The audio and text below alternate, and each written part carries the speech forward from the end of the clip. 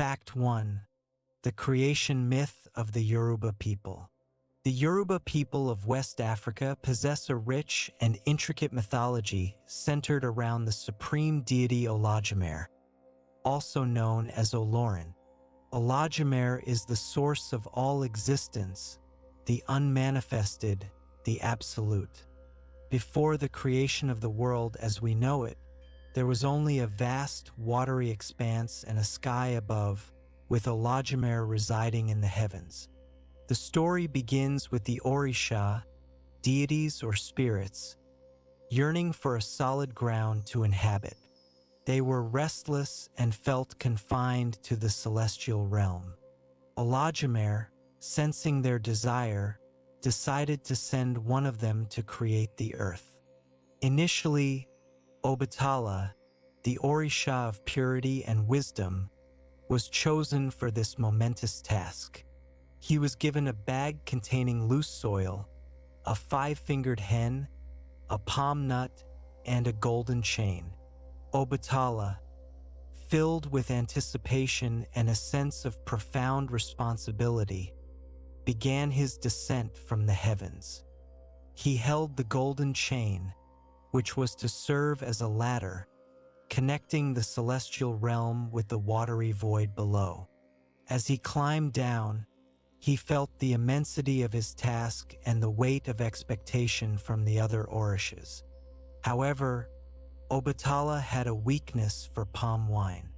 He stopped along the way and indulged in the beverage, becoming intoxicated.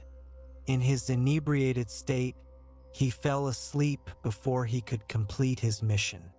Seeing that Obatala was incapacitated, Olodumare then entrusted the task to Oduduwa, another powerful Orisha, often associated with kingship and leadership.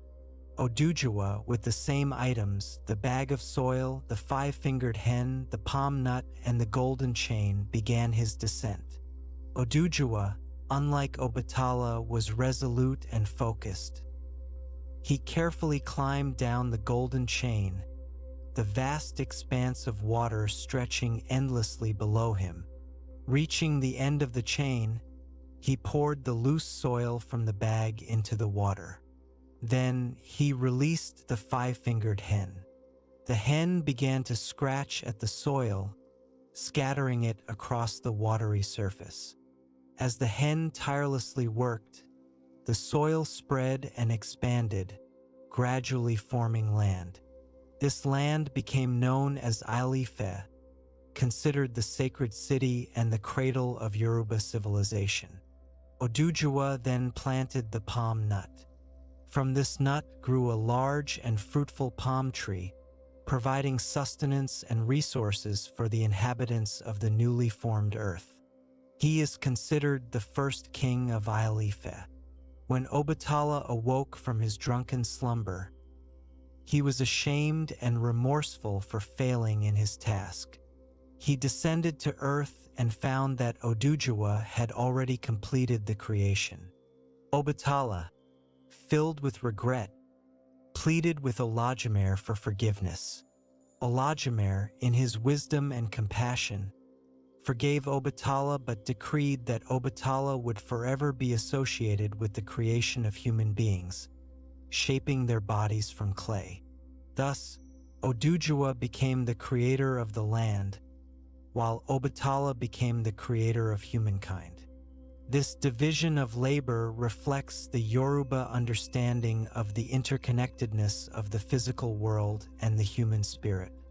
The story of the Yoruba creation is not just a narrative of how the world came to be.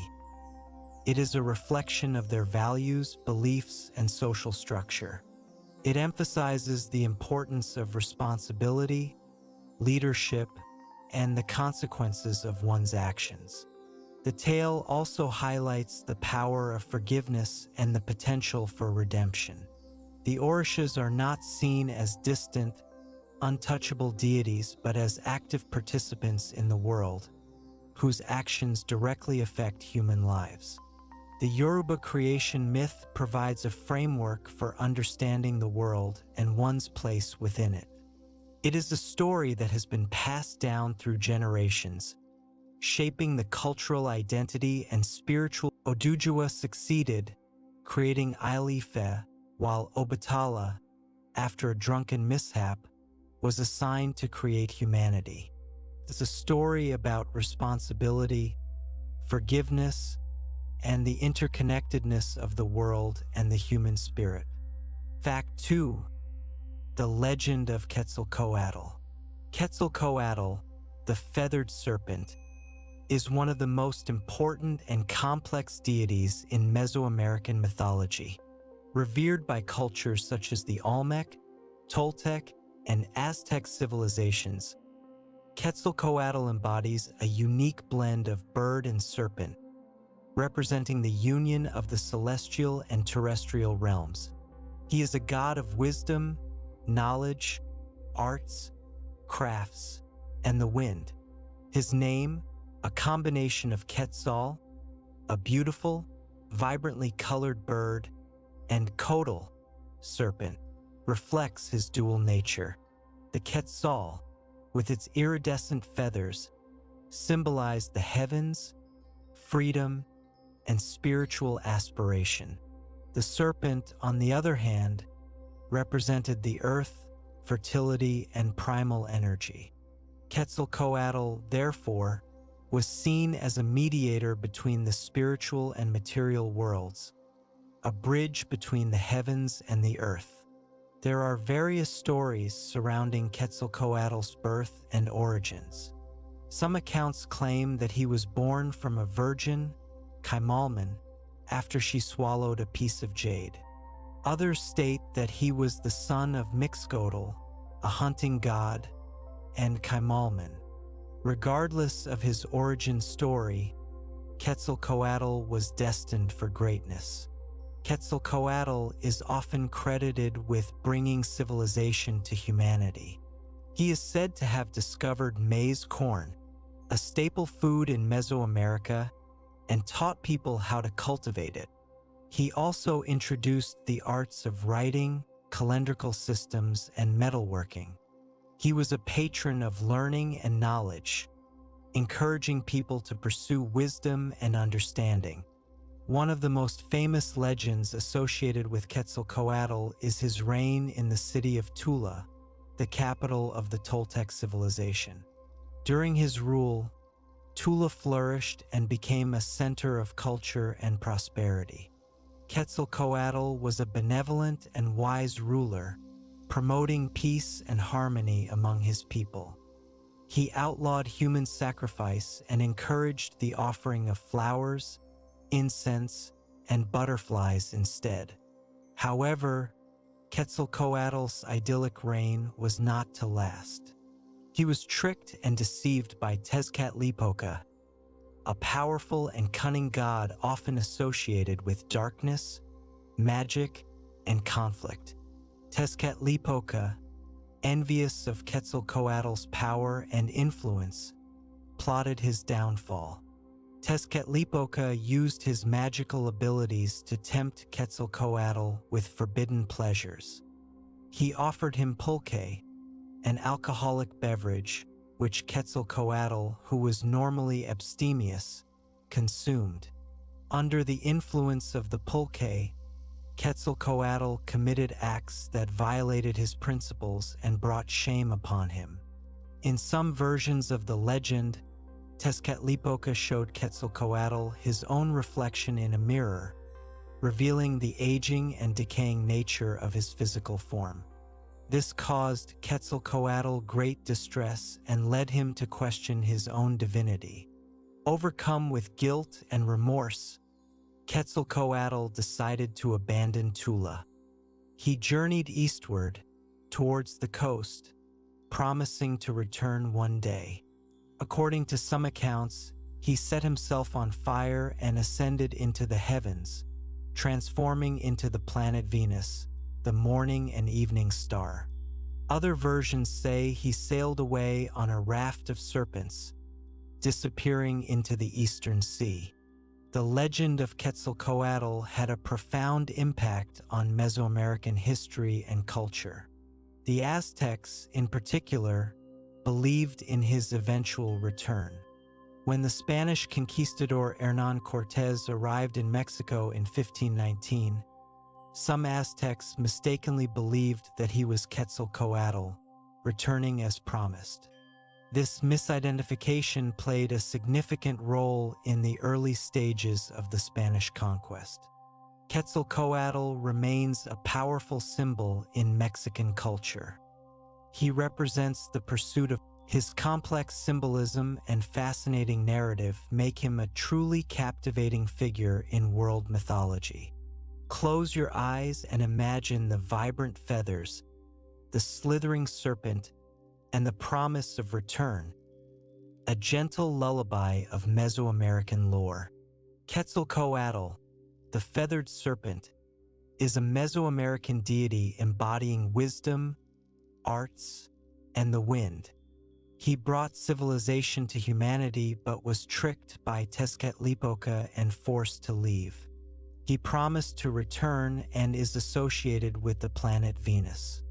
His legend highlights balance, the cyclical nature of life, and the enduring power of hope. Fact 3.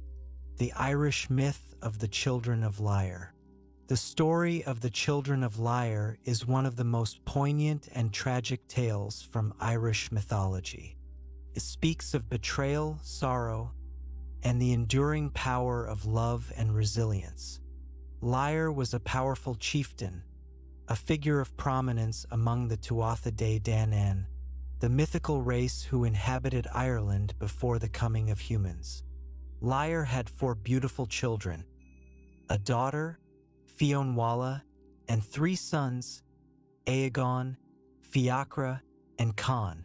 After the death of his wife, Lyre married Aoife, a woman of great beauty but also driven by jealousy and dark magic. Initially, Aoife seemed to adore her stepchildren. However, her affection soon turned to bitter envy. She was consumed by the thought that Lyre loved his children more than he loved her. This jealousy festered within her until it transformed into a malevolent desire to harm them. One day, Aoife suggested to Lyre that they take the children on a journey to visit their grandfather. Lyre, trusting his wife, agreed. As they traveled towards their destination, Aoife led the children to a secluded lake, Loch Derryverig. While the children were swimming, Aoife unleashed her dark magic. She chanted an incantation, transforming them into swans. The once vibrant and joyful children were now trapped within the bodies of elegant, white birds. Fionnuala, the eldest, retained her voice and some of her human faculties. She cursed Aoife for her treachery and demanded to know how long this enchantment would last.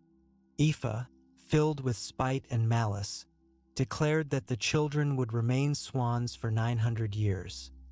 300 years on Loch Derryverig, 300 years on the Sea of Moyle, and 300 years on Inish Glora. Aoife then returned to Lyre, telling him that the children had been lost in an accident. Lyre, heartbroken and suspicious, searched tirelessly for his beloved children. Eventually, he discovered the swans on Loch Derryverig and heard Fionnuala's mournful voice. The children of Lyre spent the next 9 centuries enduring hardship and loneliness. They could only communicate through their swan voices, singing haunting melodies that echoed across the lakes and seas. They suffered through harsh winters, battling the elements, and yearned for the warmth of human companionship. During their time on the Sea of Moyle, they faced treacherous storms and the constant threat of predators. On Inish Glora, they found some solace in the presence of a hermit who recognized their plight and offered them comfort. He listened to their stories and wrote down their songs, preserving their tale for future generations. As the 900 years drew to a close, the sound of church bells reached Inish Glora. Agon, Fiacre, and Khan were drawn to the sound and flew towards the church. Fionnuala, however, hesitated. She knew that the enchantment was about to break and feared what the future held. The bells were rung by a holy man named Caamhog, Kevin. However, the children had aged dramatically during their time as swans. They were now ancient and withered, their bodies bearing the weight of centuries of suffering. They had lived far beyond the natural lifespan of humans. Shortly after their transformation, the children of Lyre died peacefully, their long ordeal finally over. They were buried together, their story becoming a timeless symbol of the enduring power of love, the cruelty of betrayal, and the transformative nature of sorrow. The story is often interpreted as an allegory for the transition from pagan Ireland to Christian Ireland. The tale of the children of Lyre continues to resonate with audiences today. It is a reminder of the importance of family, the devastating consequences of jealousy, and the enduring strength of the human spirit. Imagine their swan song, a lullaby of loss and longing, floating across the ancient Irish landscapes. The children of Lyre were transformed into swans by their jealous stepmother, Aoife, and forced to endure 900 years of hardship. They were eventually transformed back into humans but died soon after, their story becoming a symbol of love, betrayal, and resilience. It's a beautiful, if tragic, tale of ancient Ireland. Fact 4. Amaterasu and the Cave. Amaterasu Amakami, the sun goddess, is the central deity in Shinto mythology. She is the ruler of the heavens, the source of light and warmth, and the ancestor of the Japanese imperial family. Her name translates to shining heaven or great divinity shining in the sky.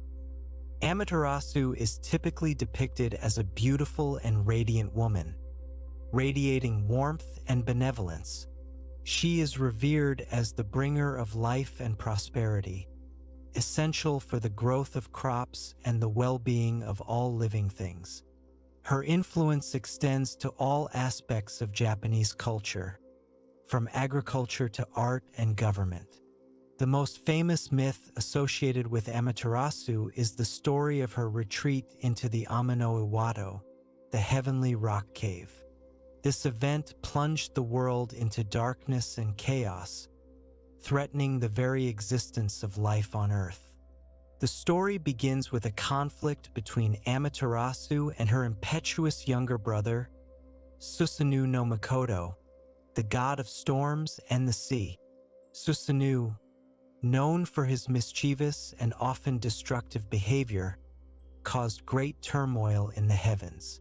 He vandalized Amaterasu's rice fields, polluted her sacred weaving hall, and even hurled a flayed pony at her, resulting in the death of one of her attendants. Amaterasu, deeply hurt and angered by Susanoo's actions, felt that the heavens had become tainted by his disruptive presence. Overwhelmed by grief and despair, she retreated into the Amano Iwado, sealing the entrance with a large rock. As Amaterasu hid herself in the cave, the world was plunged into darkness. The sun vanished, and the land was shrouded in eternal night. Crops withered and died, animals perished, and the entire world teetered on the brink of destruction. The other deities, the kami, were deeply distressed and realized that they had to find a way to coax Amaterasu out of the cave. The kami gathered together to devise a plan to lure Amaterasu back into the world. They decided to hold a grand celebration outside the entrance of the cave, hoping to pique her curiosity and draw her out. Aim no Yuzum, the goddess of dawn and revelry, played a crucial role in this plan. She overturned a tub and began to dance upon it, performing a wild and suggestive dance. Her movements were so energetic and captivating that the other kami began to laugh and cheer, creating a boisterous and joyous atmosphere. The sound of the merriment reached Amaterasu inside the cave. Curious about what was happening outside, she cautiously peeked out from behind the rock. At that moment, Aim-no-Tajikareo, the god of strength, was waiting. As the sun returned to the sky and life was restored to the land, the kami rejoiced at her return, and the world was saved from eternal darkness. The story of Amaterasu and the cave is a powerful allegory about the importance of light, hope, and community. It highlights the destructive consequences of conflict and the power of unity and celebration to overcome adversity. The myth is also connected to the winter solstice, representing the return of light after the darkest time of the year. The dance performed by Aim-no-Yuzume is considered the origin of Kagura, a type of Shinto theatrical dance. Imagine the world plunged into darkness, then slowly, tentatively, bathed in light once more. Let the rhythm of Aim-no-Yuzume's dance lull you to sleep, a celebration of light conquering darkness.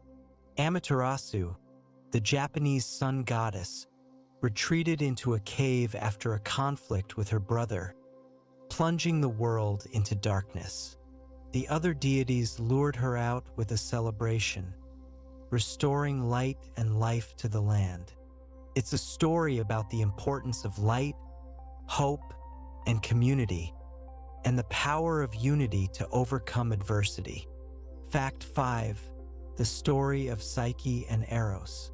The tale of Psyche and Eros, often referred to as Cupid and Psyche in Roman mythology, is a beautiful and complex love story that explores themes of trust, beauty, jealousy, and the transformative power of love.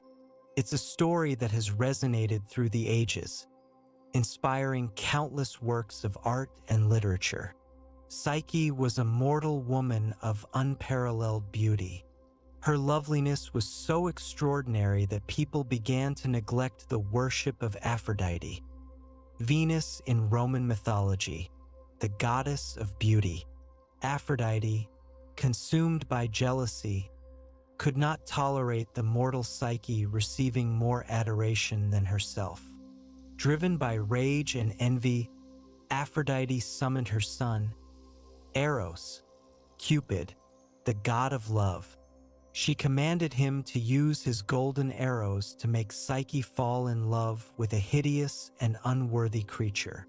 Eros was known for his ability to incite love or hatred with his arrows, and Aphrodite intended to use his power to punish Psyche for her perceived affront. However, when Eros saw Psyche, he was immediately struck by her beauty.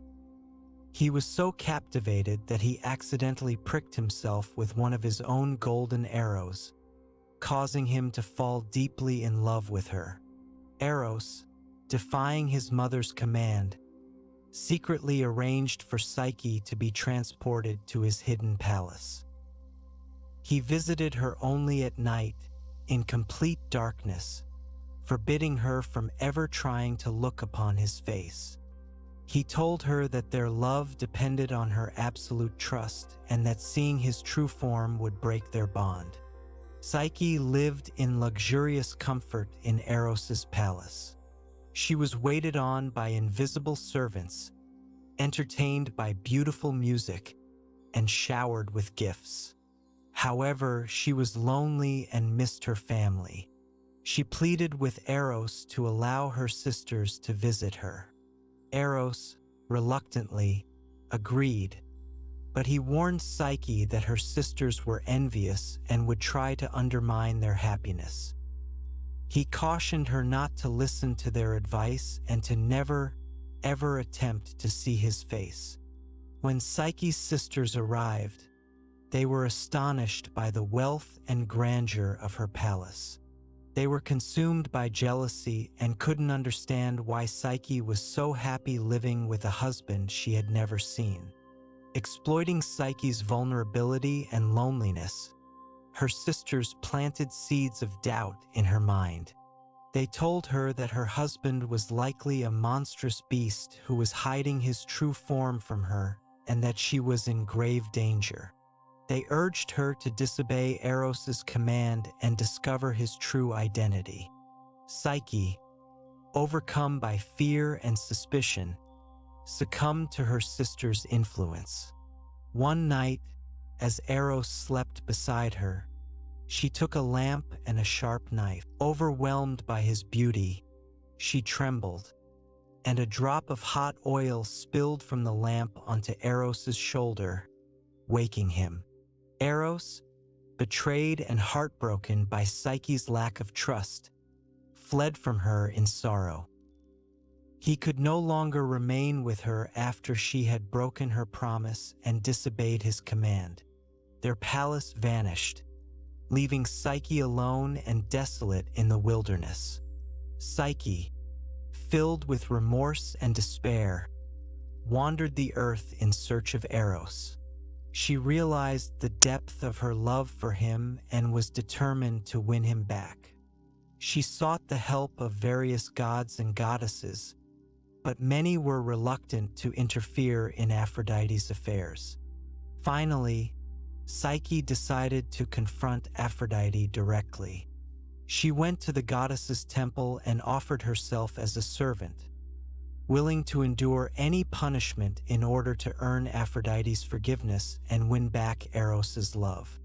Aphrodite, still vengeful, subjected Psyche to a series of impossible tasks. She commanded her to sort a huge pile of mixed grains before nightfall, to gather golden wool from dangerous sheep, to collect water from the treacherous river Styx, and finally, to travel to the underworld and obtain a box of beauty from Persephone, the queen of the dead. Psyche, with the help of various creatures and divine interventions, managed to complete each task, demonstrating her resilience, determination, and growing wisdom. In the final task, Psyche was warned not to open the box of beauty from Persephone, but her curiosity got the better of her. Hoping to enhance her own beauty in order to please Eros, she opened the box. Instead of beauty, however, the box contained a deep, death-like sleep. Psyche fell into a profound slumber. Eros, who had been recovering from his wound, finally realized the depth of Psyche's love and her unwavering devotion. He flew to her side and gently pricked her with one of his arrows, awakening her from her sleep. Eros then appealed to Zeus, the king of the gods, for help. He pleaded with Zeus to grant Psyche immortality so that they could be together forever. Zeus, moved by their love, agreed. Zeus summoned all the gods and goddesses to Mount Olympus and officially married Psyche and Eros. Psyche was granted immortality and became the goddess of the soul. Their union symbolized the marriage of love and soul, a testament to the enduring power of love to overcome all obstacles. Psyche and Eros eventually had a daughter, Voluptas, Hedon in Greek, the goddess of pleasure. The story of Psyche and Eros is a timeless reminder of the importance of trust, forgiveness, and the transformative power of love. It's a beautiful exploration of the human soul and its journey towards enlightenment and fulfillment. Imagine the whispering wings of Eros, the fragrant breezes of Psyche's palace, and the soft glow of the lamp illuminating a love that transcends mortality, a perfect dream. Psyche, a mortal of great beauty, angered Aphrodite, who tasked Eros to make her fall in love with a monster. Eros fell in love with Psyche himself and kept his identity hidden. Driven by jealousy, Psyche's sisters convinced her to look at him, breaking his trust. After enduring impossible tasks set by Aphrodite, Psyche was granted immortality by Zeus, marrying Eros and becoming the goddess of the soul. The story is a testament to love, trust, and the soul's journey to fulfillment. Fact 6. The legend of the rainbow serpent. The rainbow serpent, also known by various names across different Aboriginal language groups in Australia, is one of the most ancient and widespread creation figures in Aboriginal mythology. It is a powerful and complex symbol representing the life-giver, protector, and sometimes a destructive force deeply connected to water, fertility, and the land. The rainbow serpent is not simply a snake. It is a primordial being, a creator spirit that shaped the landscape and brought life to the world. The specific details of the rainbow serpent stories vary greatly depending on the region and the Aboriginal group telling the tale, but some common themes persist throughout the continent. In many Aboriginal Dreamtime stories, the rainbow serpent emerged from the earth in the beginning, a time when the world was flat, featureless. The rainbow serpent is often associated with waterholes, springs, rivers, and rain. It is believed to live in deep waterholes, which are considered sacred places, and its presence ensures the continuation of life. The serpent controls the rainfall, and its actions can bring either abundance or drought. The colors of the rainbow are seen as a manifestation of the serpent's power. When the rainbow appears after a storm, it is interpreted as the rainbow serpent emerging from the water, replenishing the land and promising renewed life. The serpent's scales are often described as shimmering with all the colors of the rainbow. The rainbow serpent is not always benevolent. It can also be a dangerous and destructive force. If angered or disrespected, it can cause floods, storms, and even swallow people whole. Certain places are considered off-limits because they are believed to be dwelling places of the serpent, and disturbing these areas can have dire consequences. The relationship between Aboriginal people and the rainbow serpent is one of respect and reciprocity. Traditional owners of the land have a deep understanding of the serpent's power and the importance of maintaining a harmonious relationship with it. They perform ceremonies and rituals to honor the serpent and ensure the continuation of its life-giving force. These rituals often involve singing, dancing, and storytelling, passing down the knowledge of the Dreamtime from one generation to the next. The rainbow serpent is also a powerful symbol of Aboriginal identity and culture. It represents the deep connection between Aboriginal people and the land, their spiritual beliefs, and their enduring cultural heritage. The serpent is often depicted in Aboriginal art, including rock paintings, bark paintings, and sculptures, serving as a visual reminder of the Dreamtime stories and the importance of preserving traditional knowledge. The stories of the rainbow serpent are not just ancient myths. They are living narratives that continue to shape Aboriginal culture and identity today. They provide a framework for understanding the world, the relationship between humans and nature, and the importance of respecting the land and its resources. The rainbow serpent serves as a powerful reminder of the interconnectedness of all things and the need to maintain a balance between the spiritual and the material world.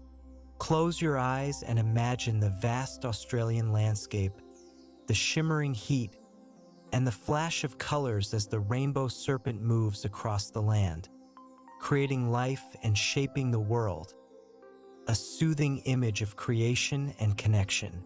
The rainbow serpent is a central figure in Australian Aboriginal mythology, a creator spirit associated with water, fertility, and the land. It shaped the landscape, brought life, and controls the rainfall. The serpent can be both benevolent and destructive, demanding respect and maintaining a harmonious relationship. It's a powerful symbol of Aboriginal identity, culture, and the interconnectedness of all things. Fact 7. The myth of Orpheus and Eurydice. The story of Orpheus and Eurydice is a timeless Greek myth, a poignant tale of love, loss, grief, and the limitations of even the most powerful artistic gifts when faced with the immutable laws of the underworld. Orpheus, the son of the muse Calliope and either Apollo or the Thracian king Oeagrus, was a legendary musician, poet, and prophet in ancient Greek tradition. He possessed an extraordinary talent for music, capable of charming all living things and even moving inanimate objects with the sweet melodies he played on his lyre. Orpheus's music was said to be so enchanting that it could soothe wild beasts, stop rivers in their course, and persuade trees to uproot themselves and follow him. He was a member of the Argonauts, using his music to calm the seas and navigate treacherous waters during their quest for the Golden Fleece. Orpheus fell deeply in love with Eurydice, a nymph of unparalleled beauty. Their love was profound and passionate, a source of joy and inspiration for both of them. They were married in a joyous ceremony, and their future seemed filled with happiness and promise. However, their idyllic life was tragically cut short. Shortly after their marriage, Eurydice was walking through a meadow when she was bitten by a venomous serpent. The poison quickly spread through her body, and she died almost instantly. Orpheus was devastated by the loss of Eurydice. His grief was inconsolable, and he wandered the earth, playing mournful melodies on his lyre, lamenting the death of his beloved. His music, this was an unprecedented and perilous undertaking, as no mortal had ever successfully returned from the land of the dead. Using his musical talent, Orpheus charmed Cerberus, the three-headed dog guarding the entrance to the underworld, lulling it to sleep with his enchanting melodies. He then approached Hades and Persephone, the rulers of the underworld, and played his lyre, singing a sorrowful song that recounted his love for Eurydice and his unbearable grief at her loss. His music was so moving that it brought tears to the eyes of Persephone and even softened the heart of Hades, the stern and unyielding god of the underworld. Touched by Orpheus's devotion and his extraordinary talent, Hades agreed to grant his wish and allow Eurydice to return to the world of the living. However, Hades imposed a condition. Orpheus was allowed to lead Eurydice out of the underworld, but he must not look back at her until they had both reached the sunlight. If he disobeyed this command, Eurydice would be lost to him forever. Orpheus gratefully accepted the condition and began his ascent from the underworld, with Eurydice following behind him. He walked in silence, filled with anxiety and doubt. He could hear Eurydice's footsteps behind him, but he was constantly tormented by the fear that she was not really there, that he was being deceived by the gods. As they approached the entrance to the underworld, Orpheus grew increasingly impatient. He was desperate to see Eurydice and reassure himself that she was truly with him. Just as he reached the threshold, with the sunlight streaming into the cave, he could no longer resist the urge to look back. In a moment of weakness, Orpheus turned around and gazed upon Eurydice. In that instant, Eurydice vanished, fading back into the shadows of the underworld. All that remained was a faint whisper of farewell. Orpheus was heartbroken. He had lost Eurydice a second time, and this time there was no hope of retrieving her. He tried to return to the underworld, but he was denied entrance. The gods had made their decision, and there was nothing he could do. Orpheus wandered the earth once again, consumed by grief and despair. He shunned the company of women and devoted himself entirely to his music.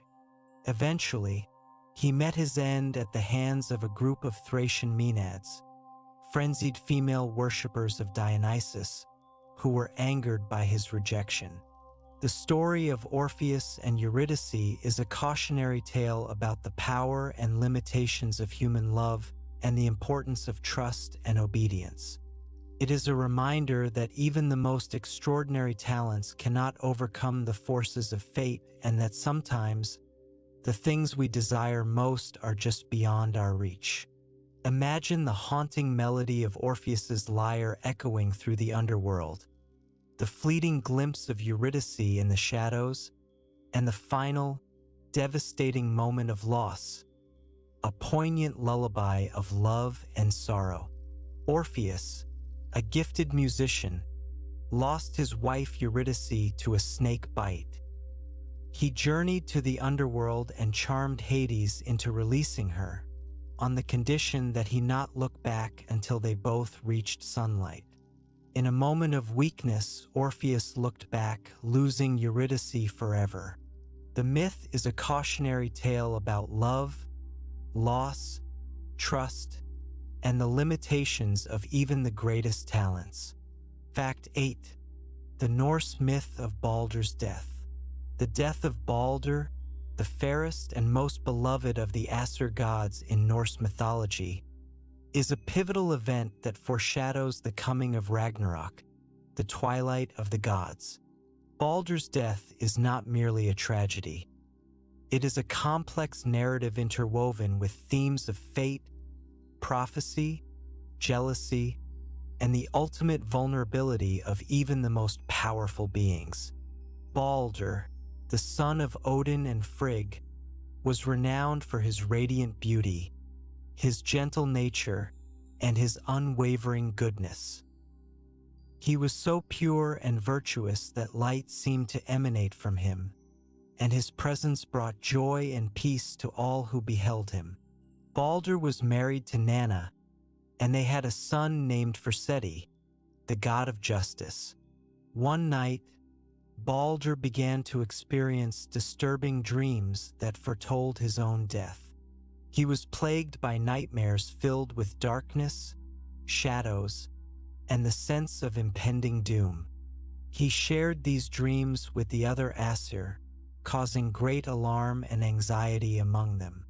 Odin, the All-Father, the seeress reluctantly revealed that Baldur was indeed destined to die, and that his death would be a catalyst for the events leading up to Ragnarok. Frigg, Baldur's mother, was heartbroken and determined to prevent her son's death. She traveled throughout the 9 realms, seeking oaths from every creature and object, both living and inanimate, promising that they would never harm Baldur. She obtained oaths from fire, water, iron, stone, trees, diseases, and all the beasts of the earth. Believing that Baldur was now invulnerable, the Aesir gods began to amuse themselves by throwing objects at him during their gatherings. They hurled stones, spears, and axes at Baldur, but nothing could harm him. He remained unharmed, much to the delight and reassurance of the gods. However, Loki, the trickster god, was envious of Baldur's popularity and resentful of his invulnerability. He was a master of deception and mischief, and he sought to disrupt the peace and harmony of the Aesir. Disguised as an old woman, Loki visited Frigg and cunningly inquired if she had obtained oaths from absolutely everything. Frigg, confident in her success, admitted that she had overlooked one thing: a small mistletoe plant, which she deemed too young and harmless to pose any threat. Loki seized upon this information with malicious glee. He immediately sought out the mistletoe and fashioned it into a dart or arrow. He then returned to Asgard, where the gods were still engaged in their game of throwing objects at Balder. Loki approached Hoder, Balder's blind brother, who was standing on the sidelines, unable to participate in the game because of his blindness. Loki offered to guide Hoder's hand and help him throw the mistletoe dart at Balder. Hoder, unaware of Loki's treachery, gratefully accepted the offer. Guided by Loki, he threw the mistletoe dart at Balder. The dart struck Balder and pierced his heart. Balder collapsed to the ground, lifeless. His death sent shockwaves of grief and despair throughout Asgard. The gods were overcome with sorrow and disbelief. The light had gone out of the world. The death of Balder marked the beginning of a series of tragic events that would ultimately lead to Ragnarok. His funeral was a grand and somber affair. His body was placed on a magnificent ship, Ringhorni, along with his wife, Nanna, who died of grief upon witnessing her husband's death. The ship was then set ablaze and sent out to sea, carrying Balder and Nanna to the realm of the dead. The Aesir sought revenge for Balder's death. Loki was eventually captured and imprisoned in a cave, bound with the entrails of his son Narfi. A venomous serpent was placed above him, dripping poison onto his face. Loki's wife, Sigyn, remained by his side, catching the poison in a bowl. But when she had to empty the bowl, the poison would drip onto Loki's face, causing him to writhe in agony, which caused earthquakes in Midgard. The death of Balder represents the loss of innocence and the inevitability of fate. It is a reminder that even the most beautiful and virtuous beings are not immune to tragedy. It foreshadows the destruction and renewal that will occur during Ragnarok, ultimately leading to a new world. Imagine the radiant light of Balder, the sorrowful journey to Niflheim, the deceptive whisper of Loki, and the single deadly dart that plunged the world into darkness. A somber lullaby of fate and loss, but also of eventual renewal. Balder, the fairest of the Aesir, had dreams of his death. His mother, Frigg, sought oaths from everything not to harm him, but she overlooked mistletoe. Loki tricked Hoder into throwing a mistletoe dart, killing Balder. His death foreshadows Ragnarok, representing the loss of innocence and the inevitability of fate. It's a romantic and wistful story involving immortality, sacrifice, separation, and the enduring power of love, all set against the backdrop of the luminous moon. In ancient times, it is said that there were 10 suns scorching the earth. The heat was unbearable, causing droughts, famine, and widespread suffering among the people. The Jade Emperor, the ruler of heaven, was deeply concerned and sent the skilled archer Hou-Yi to help. Hou-Yi, renowned for his exceptional archery skills, descended to Earth with his beautiful wife, Chang'e. Seeing the devastation caused by the 10 suns, Hou-Yi took aim with his bow and arrows and shot down 9 of them. Only one sun remained in the sky, providing the world with warmth and light without the scorching heat. Hou-Yi became a hero, revered by the people for saving them from disaster. He and Chang'e lived a happy and prosperous life, enjoying the gratitude of the people they had helped. However, Hoey knew that he was still mortal and that one day he would grow old and die. Seeking immortality, Hoey traveled to the Kunlun Mountains to visit the Queen Mother of the West, Shiwangmu, a powerful goddess who possessed the elixir of immortality. Shiwangmu, impressed by Hoey's bravery and his service to humanity, granted him a vial containing the elixir. However, she warned him that the vial contained only enough elixir for one person to become fully immortal, or for two people to become partially immortal, gaining lesser divine powers and extended lifespans. Hoey returned home with the elixir and consulted with Chang'e. They decided to wait for an auspicious day to share the elixir, hoping to achieve partial immortality together and continue their lives together on Earth. They carefully hid the elixir in a safe place within their home.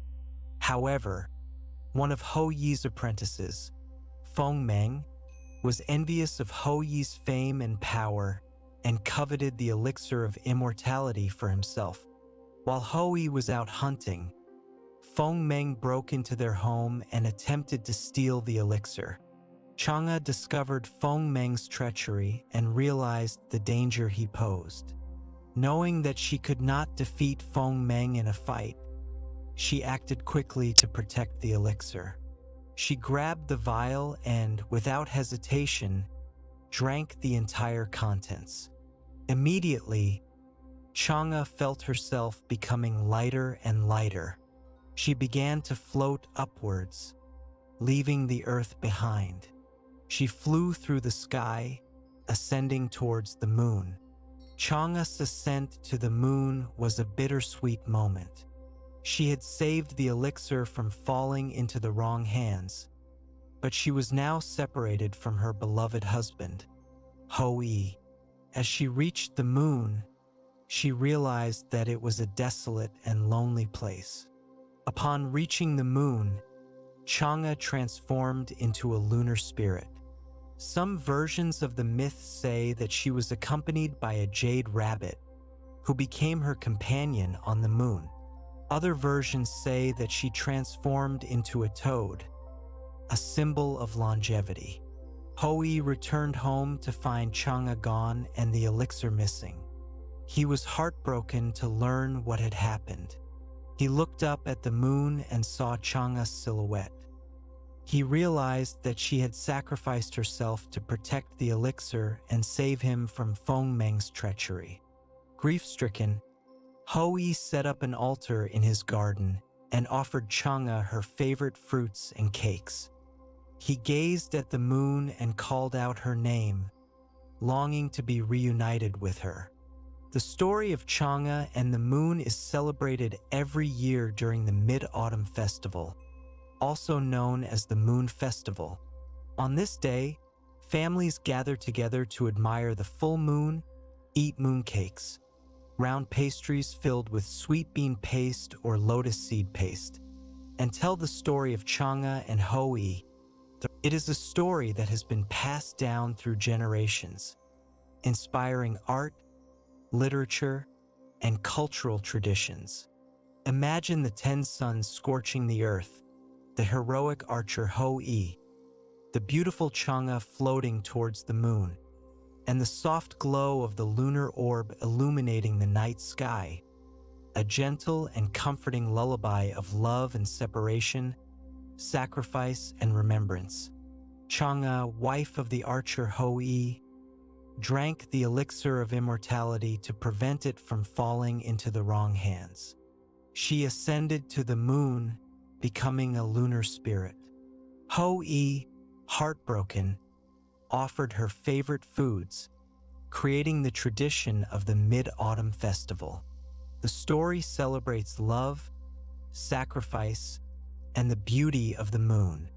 Fact 10. The Japanese Tale of Urashima Taro. Urashima Taro is a famous Japanese folktale about a fisherman who travels to an underwater kingdom and returns to his village to find that centuries have passed. It's a story rich with themes of time, mortality, the allure of the unknown, and the bittersweet nature of nostalgia. Urashima Taro was a young fisherman who lived a simple life in a small village by the sea. He spent his days fishing in the ocean, providing for his family and living in harmony with nature.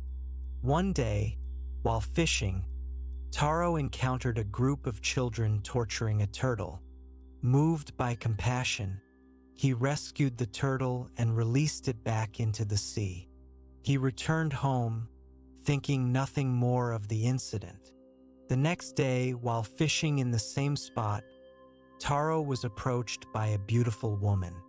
She told him that she was the daughter of the Dragon King, Ryujin, who ruled the underwater kingdom of Ryugujo. The turtle that Taro had saved was one of the Dragon King's messengers, and Ryujin was deeply grateful for Taro's kindness. The woman invited Taro to visit Ryugujo and be rewarded for his good deed.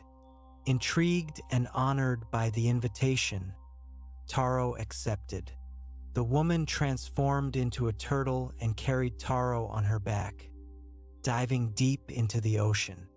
After a long journey, they arrived at Ryugujo, a magnificent palace made of coral and jewels, shimmering with an otherworldly glow. Taro was greeted by Ryujin himself, who welcomed him with great honor and showered him with gifts. Taro spent what he believed to be only a few days in Ryugujo, enjoying the hospitality of the Dragon King and his court. He was entertained by beautiful music, exquisite food, and enchanting dances. He forgot all about his life in the village and reveled in the pleasures of the underwater kingdom. However, after a while, Taro began to miss his family and his village. He longed to return home and see his loved ones.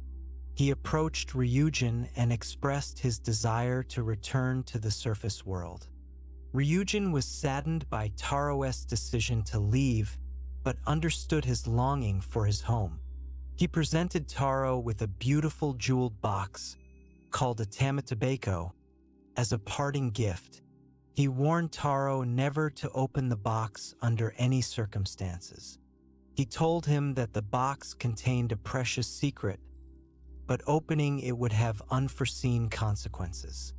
Taro thanked Ryujin for his kindness and promised to follow his instructions. He bid farewell to the Dragon King and his court and was carried back to the surface by the same turtle who had brought him to Ryugujo. Taro arrived back at his village, eager to reunite with his family. However, he was shocked to find that everything had changed. His house was gone, and the people he knew were nowhere to be seen. He asked the villagers if they knew of a fisherman named Urashima Taro, but no one recognized the name. Confused and disheartened, Taro wandered through the village, trying to make sense of what had happened. Eventually, the few days he had spent in Ryugujo were equivalent to hundreds of years in the surface world. His family was long gone, and his village had changed beyond recognition. Overwhelmed by grief and despair, Taro forgot Ryujin's warning and opened the Tamadabeko. As soon as he opened the box, a cloud of white smoke billowed out.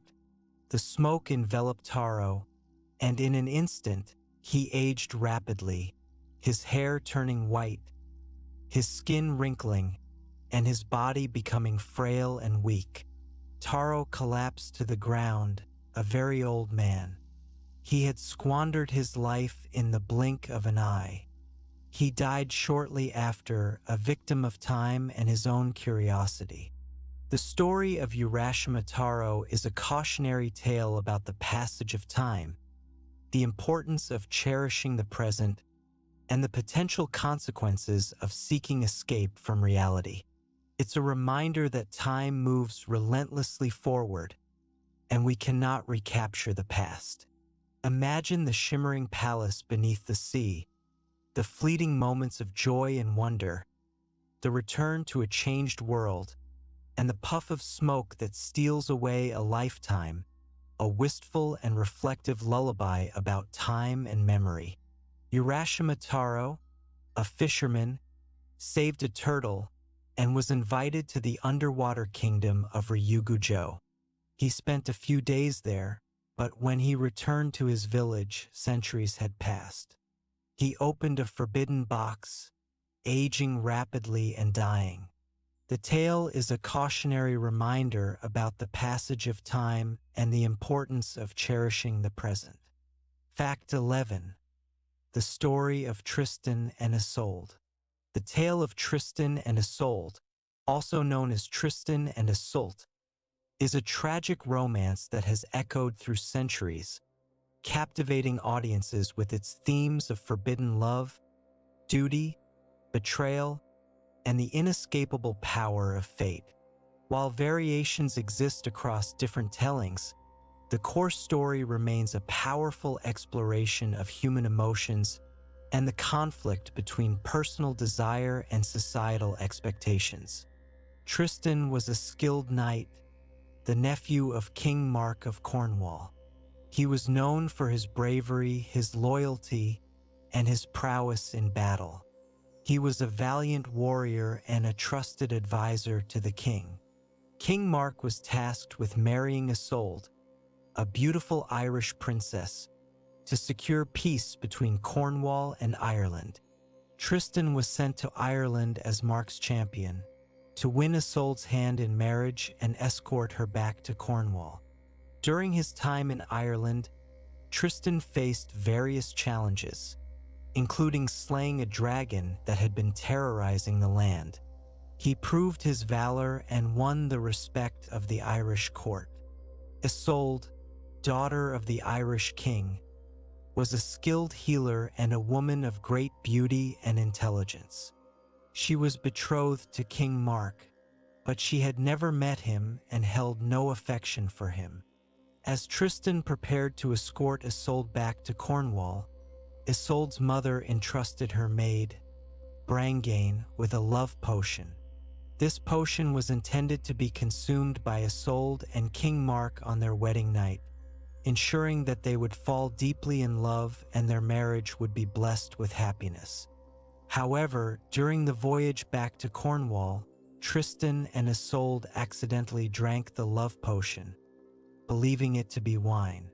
The potion's effects were immediate and irreversible. Tristan and Isolde fell deeply and passionately in love. Their love was all-consuming, defying logic and reason. They knew that their love was forbidden, as Isolde was destined to marry King Mark and Tristan was loyal to his uncle. But they were powerless to resist the potion's magic and the overwhelming attraction they felt for each other. Their love affair began in secret, hidden from the eyes of the court and the king. They met in secluded places, exchanging stolen kisses and whispered promises. Brangane, aware of their secret love, did her best to protect them and conceal their relationship from King Mark. However, King Mark attempted to test their loyalty, but Tristan and Isolde managed to deceive him, using their cunning and the help of Brangane. However, their deception only prolonged the inevitable. Eventually, their love affair was exposed. Tristan was banished from Cornwall, and Isolde was forced to marry King Mark. Their separation was agonizing, but they knew that their love could never be fulfilled. Tristan wandered the land, heartbroken and alone. He eventually arrived in Brittany, where he met another Isolde, Isolde of the White Hands, the daughter of the Duke of Brittany. He married her, hoping to forget his love for Isolde of Ireland. However, Tristan could never truly forget Isolde of Ireland. He remained haunted by her memory and tormented by his forbidden love. His marriage to Isolde of the White Hands was loveless and unfulfilling. Tristan was eventually wounded by a poisoned spear. Knowing that he was dying, he sent a message to Isolde of Ireland, begging her to come to him. He instructed the messenger that if Isolde agreed to come, the ship should return with a white sail. If she refused, the ship should return with a black sail. Isolde of Ireland, upon receiving Tristan's message, immediately set sail for Brittany. Isolde of the White Hands, consumed by jealousy, lied to Tristan, telling him that the ship was returning with a black sail. Hearing this, Tristan, heartbroken and believing that Isolde had abandoned him, died of despair. When Isolde of Ireland arrived in Brittany and learned of Tristan's death, she was overcome with grief. She went to Tristan's side and, embracing his lifeless body, died of a broken heart. King Mark, upon hearing of their tragic deaths, traveled to Brittany and brought their bodies back to Cornwall. He buried them side by side, and from their graves grew a tangled briar rose, symbolizing their eternal love. The story of Tristan and Isolde is a timeless tale of love and tragedy, a poignant exploration of the human heart and the enduring power of passion. It is a reminder that love can be both a source of joy and a cause of immense suffering. Imagine the crashing waves of the sea during their secret rendezvous, the bittersweet taste of the love potion, and the final, heart-wrenching scene of their deaths. A sorrowful yet beautiful lullaby of forbidden love and ultimate sacrifice. Tristan and Isolde, through a love potion, fell deeply in love despite Isolde being betrothed to King Mark. Their affair was discovered, and Tristan was banished. He married another Isolde but never forgot his true love. He sent for Isolde of Ireland before dying, but was falsely told she refused. She arrived to find him dead and died of grief beside him. The story is a tragic exploration of forbidden love and fate. Fact 12. The Legend of the Selkies. The Selkies, also known as Silkies or Selchies, are fascinating creatures from Scottish and Irish folklore. They are beings capable of transforming between seals and humans, often depicted as beautiful and alluring, embodying the mystery and enchantment of the sea. Their stories are filled with themes of longing, loss, the allure of the wild, and the challenges of belonging. In their seal form, Selkies are indistinguishable from ordinary seals, sleek and graceful creatures that inhabit the coastal waters of Scotland and Ireland. However, they possess a unique ability. They can shed their seal skin and transform into human beings. When a Selkie sheds its skin, it becomes a man or woman of extraordinary beauty. Selkie men are often described as handsome and captivating, with dark hair and piercing eyes. Selkie women. Some stories say that Selkies can only transform on certain nights, such as during a full moon or on specific tides. Others say that they must hide their seal skin in a safe place, as they cannot return to the sea without it. The tales of Selkies often revolve around their interactions with humans. Selkie men are said to lure human women to the sea, captivating them with their charm and taking them away to the underwater world. Selkie women are often depicted as marrying human men, drawn to the warmth and stability of life on land. However, the union between a Selkie and a human is often fraught with challenges. Selkies retain a deep connection to the sea, and they often feel a longing for their former life. The call of the ocean is difficult to resist, and they may eventually feel compelled to return to the sea, leaving their human spouses and children behind. One of the most common motifs in Selkie stories is the search for the hidden seal skin. A human who finds a Selkie skin gains power over the Selkie, forcing them to remain in human form. The Selkie is bound to the human until the skin is returned, at which point they are free to return to the sea. The stories of Selkie wives often depict them as being unhappy in their human lives. They yearn for the freedom and wildness of the sea, and they often feel like they don't truly belong on land. They may exhibit a quiet sadness, a deep longing that their human husbands cannot understand.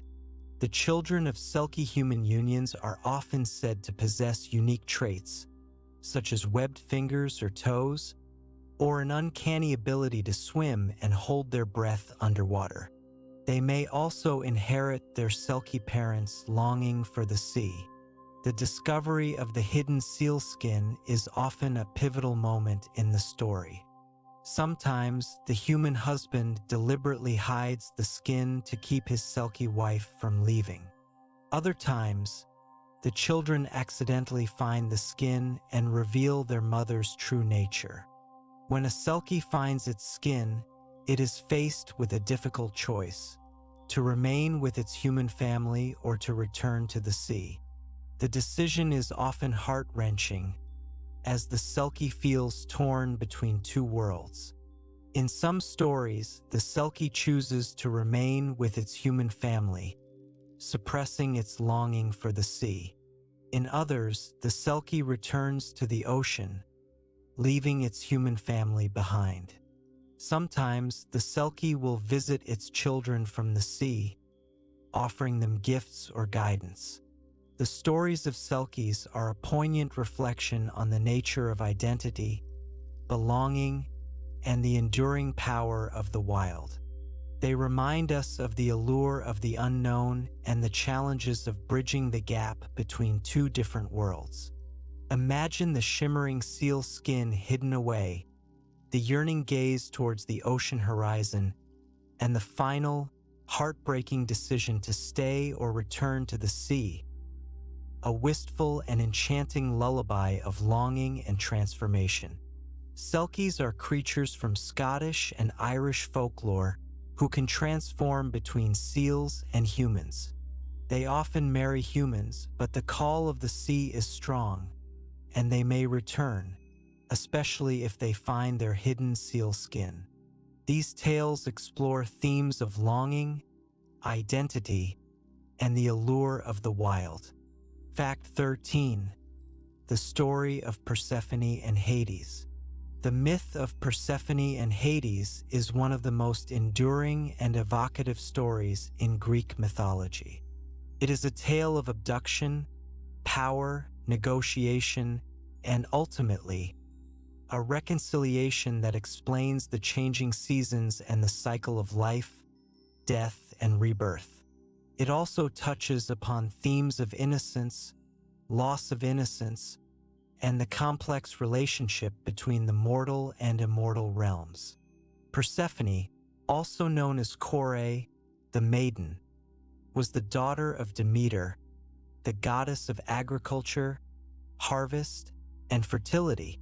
Persephone was a beautiful and innocent young goddess, beloved by her mother and adored by all who knew her. She spent her days in meadows, surrounded by nymphs, gathering flowers and enjoying the beauty of the natural world. Hades, the god of the underworld, was a powerful and solitary figure. He ruled the realm of the dead, a vast and shadowy kingdom beneath the earth. Hades rarely ventured to the world above, preferring. He was struck by Persephone's beauty and instantly captivated by her. Without warning, he seized her and carried her down to the underworld to be his queen. Persephone's abduction was sudden and traumatic. She cried out for her mother, but her cries were lost in the vastness of the earth. Demeter, upon hearing her daughter's cries, was heartbroken and filled with grief. Demeter searched tirelessly for Persephone, neglecting her duties as the goddess of agriculture. The earth became barren, crops withered and died, and famine spread across the land. The humans suffered greatly, and the gods pleaded with Demeter to restore fertility to the earth. Demeter refused to do so until she found her daughter. She wandered the world, disguised as an old woman, seeking any information about Persephone's whereabouts. Eventually, Hecate, the goddess of witchcraft and crossroads, told Demeter that she had heard Persephone's cries but did not see who had taken her. Helios, the sun god, who sees everything that happens on earth, revealed to Demeter that Hades had abducted Persephone and taken her to the underworld. Demeter was enraged and demanded that Zeus, the king of the gods, intervene and order Hades to return Persephone. Zeus, reluctant to anger his brother Hades, but also aware of the suffering caused by Demeter's grief, attempted to negotiate a compromise. He sent Hermes, the messenger god, to the underworld to request Persephone's release. Hades, though initially unwilling to part with Persephone, eventually agreed to let her go, but not before offering her a pomegranate seed. Persephone, unaware of the consequences, ate the seed. By eating the pomegranate seed, Persephone bound herself to the underworld. It was a sacred law that anyone who consumed food in the realm of the dead was destined to remain there for a portion of the year. When Persephone returned to her mother, Demeter was overjoyed. The earth blossomed, crops grew, and the famine ended. However, Demeter soon learned that Persephone had eaten the pomegranate seed and was now bound to return to the underworld for a certain period each year. A compromise was reached. Persephone would spend 1/3 of the year in the underworld with Hades and the remaining 2/3 of the year with her mother, Demeter, on Earth. During the months that Persephone is in the underworld, Demeter mourns her absence, causing the earth to become cold and barren, resulting in autumn and winter. When Persephone returns to her mother in the spring, Demeter rejoices, and the earth blossoms and becomes fertile again, bringing about spring and summer. The myth of Persephone and Hades is an allegory for the cycle of the seasons, explaining the changing of the earth from barren to fertile and back again. It is also a story about the acceptance of death as a part of life and the promise of renewal. The story also speaks to the power of a mother's love. Imagine the sunny meadow where Persephone gathered flowers, the sudden darkness as Hades arrives, the sorrow of Demeter, and the return of spring when mother and daughter are reunited.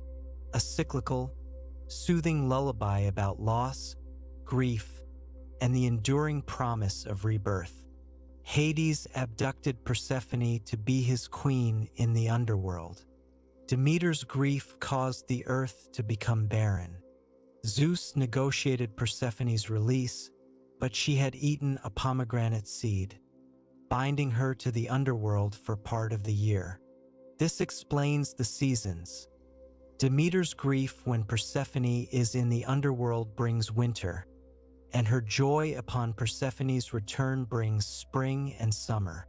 It's a story about the cycle of life and death. Fact 14. The Mabinogion. The Mabinogion is a collection of 11 prose stories drawn from medieval Welsh manuscripts. It blends mythology, folklore, history, and romance, offering a fascinating glimpse into the rich cultural heritage of Wales. While not a unified epic like the Kalevala, the Mabinogion's tales are interconnected by characters, themes, and a shared sense of magic and wonder. The term Mabinogion itself is somewhat debated. It was originally used by Lady Charlotte Guest, who translated, and the Mabinogion is typically divided into 4 branches, which focus on different families and regions of Wales. These branches are The first branch, Pool, Prince of Dyft.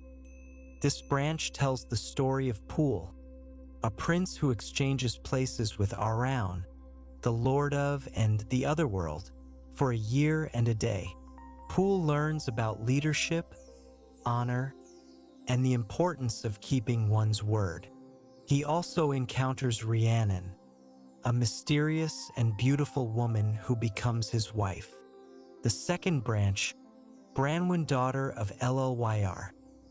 This branch focuses on Branwen, the sister of Bran the Blessed, a giant king. Branwen is given in marriage to the King of Ireland to secure peace, but she is mistreated and abused. Her brothers, led by Bran, launch a devastating war against Ireland to rescue her. The branch is a tragic tale of betrayal, revenge, and the destructive consequences of war. The third branch, Manawydan, son of Llyr. This branch follows Manawydan, Branwen's brother, after the devastation of the war in Ireland. He and his companions return to Dyft, but a magical enchantment leaves the land barren. Manawydan uses his cunning and skills to overcome the enchantment and restore prosperity to the land. The fourth branch, Math, son of Mathenwy. This branch centers on Math, a powerful magician king, and his nephew, Gwydion, a trickster and shapeshifter. Gwydion causes chaos and conflict, leading to war and tragedy. The branch is a complex tale of power, ambition, and the consequences of deception. In addition to the four branches, the Mabinogion also includes several independent tales, such as Culhwch and Olwen. This tale is a fantastical quest story featuring King Arthur and his knights. Culhwch seeks the hand of Olwen, but her giant father, Ysbaddaden Chief Giant, sets him a series of impossible tasks.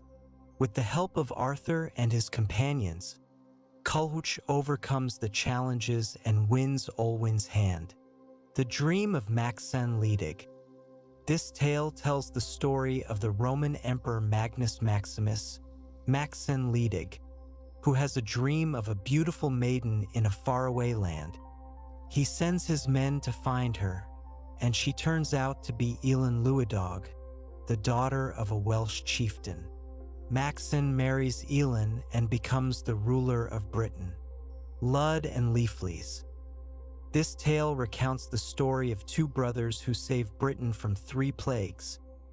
The Coraniaid, a race of supernatural beings, a terrifying scream that causes barrenness, and a series of mysterious disappearances. The Dream of Rhonabwy. This tale is a satirical and humorous account of a dream journey into the past, where Rhonabwy witnesses the court of King Arthur in all its glory and absurdity. Taliesin. This tale recounts the mythical biography of Taliesin, a famous Welsh bard. It tells of his miraculous birth, his acquisition of knowledge and wisdom, and his battles with other poets. The Mabinogion is a treasure trove of Welsh mythology and folklore. Its stories offer a glimpse into the beliefs, values, and social structures of medieval Wales. The tales are filled with magic, adventure, romance, and tragedy, reflecting the complexities of human life and the enduring power of storytelling. Imagine the enchanted forests of Wales, the battles between giants and heroes, the whispers of magic in the air, and the enduring power of love and loss, a soothing and evocative lullaby of Celtic myth and legend. The Mabinogion is a collection of 11 Welsh prose stories blending mythology, folklore, and history, divided into 4 branches and several independent tales. It features characters like Pool, Branwen, Gwydion, and Arthur. The stories explore themes of honor, betrayal, magic, and the complexities of human life within Welsh culture. Fact 15. The story of Icarus and Daedalus. The myth of Icarus and Daedalus is a poignant and cautionary tale from Greek mythology, exploring themes of ingenuity, freedom, ambition, disobedience, and the tragic consequences of ignoring wise counsel. It's a story that has resonated for centuries, serving as a reminder of the dangers of hubris and the importance of balance. Daedalus was a brilliant Athenian inventor, architect, and craftsman, renowned for his skill and ingenuity. He was said to be a descendant of the god Hephaestus, the god of fire and metalworking, and possessed a natural talent for creating extraordinary things. Daedalus was responsible for many remarkable inventions, including the labyrinth, a complex maze built for King Minos of Crete to imprison the Minotaur, a creature that was half man and half bull. He also invented tools such as the axe, the saw, and the plumb line, and he was a skilled scholar. Daedalus sought refuge in Crete, where he was welcomed by King Minos. He served as the king's architect and craftsman, creating many magnificent structures and inventions for the Cretan court. After completing the labyrinth, Daedalus and his son, Icarus, were imprisoned by King Minos, who feared that Daedalus would reveal the secrets of the maze to others. Minos controlled the land and the sea, making escape seemingly impossible. Daedalus, ever resourceful, devised a plan to escape from Crete by air. He reasoned that while Minos controlled the land and the sea, he did not control the sky. He decided to build wings for himself and Icarus, allowing them to fly away to freedom. Daedalus gathered feathers of various sizes and shapes and carefully assembled them, using wax to bind them together. He created 2 pairs of wings, one for himself and one for Icarus. He meticulously crafted the wings, ensuring that they were strong and lightweight enough for flight. Before they took flight, Daedalus warned Icarus of the dangers of flying too high or too low. He cautioned him not to fly too close to the sun, as the heat would melt the wax that held the feathers together. He also warned him not to fly too close to the sea, as the dampness would weigh down the wings. Daedalus instructed Icarus to follow him closely and to stay at a moderate altitude. He emphasized the importance of balance and moderation, urging Icarus to heed his advice. With the wings attached, Daedalus and Icarus took flight, soaring into the sky above Crete.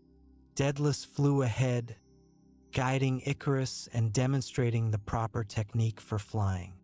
At first, Icarus followed his father's instructions, enjoying the thrill of flight and the breathtaking views from above. However, as they flew higher and higher, Icarus became intoxicated by the sensation of freedom and the power of flight. He began to disregard his father's warnings, flying higher and higher, closer and closer to the sun. He was captivated by the warmth and the light, and he felt an irresistible urge to reach the heavens. Daedalus, realizing the danger, called out to Icarus, urging him to come back down. But Icarus was too caught up in his own ambition and ignored his father's pleas. As Icarus flew closer to the sun, the heat began to melt the wax that held the feathers together. The wings started to disintegrate, and the feathers began to fall away. Icarus realized too late the folly of his disobedience. He cried out to his father for help, but it was too late. His wings completely disintegrated, and he plummeted down from the sky into the sea below. Daedalus watched in horror as his son fell to his death. He searched for Icarus but could not find him. Grief-stricken, He flew to the nearest island, which he named Icaria in memory of his son. The story of Icarus and Daedalus is a powerful reminder of the importance of heeding wise counsel, respecting boundaries, and avoiding the pitfalls of hubris. It is a cautionary tale about the dangers of unchecked ambition and the tragic consequences of ignoring the wisdom of experience. Imagine the feel of the wind beneath the newly crafted wings, the soaring flight over the blue Aegean, the intoxicating allure of the sun, and the final, tragic plunge into the sea. A sorrowful yet thought-provoking lullaby about ambition and its consequences.